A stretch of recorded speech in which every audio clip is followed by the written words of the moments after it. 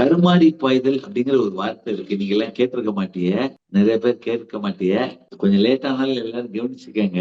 கந்த புராணத்துல சூரபத்மன் தன்னுடைய அரண்மனை மேல் மாடத்துல நிக்கையில அவனுடைய மகன் இறந்து விட்டான் என்ற செய்தி வந்த உடனே, சிங்கமுகன் இறந்து விட்டான்னு வந்து சொன்ன உடனே அந்த வருத்தத்துல கண்ணீரா விடுறான். அவன் ஒரு அரக்கங்கிறதுனால அந்த கண்ணீர் ஒரு குளம் மாதிரி நிறைஞ்சிருச்சு.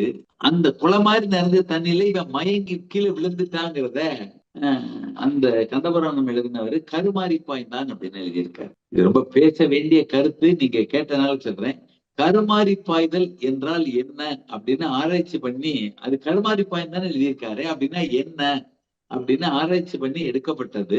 காஞ்சிபுரத்துல இன்னமும் கருமாரி பாய்வோர் தெருன்னு ஒரு தெரு. இந்த கருமாரி பாய்தெல்லாம் என்னன்னா, இப்ப நம்ம வீட்டுல 5-6 பேர் இருக்கோம்.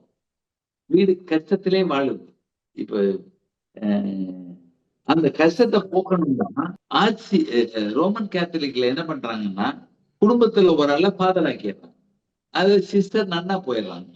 அவங்க தன்னுடைய வாழ்க்கையை அர்ப்பணிச்சுட்டு இருக்கிறதுனால அந்த குடும்பம் ஆரோக்கியமா வாழுதுங்கிறது அதோட சயின்ஸ்.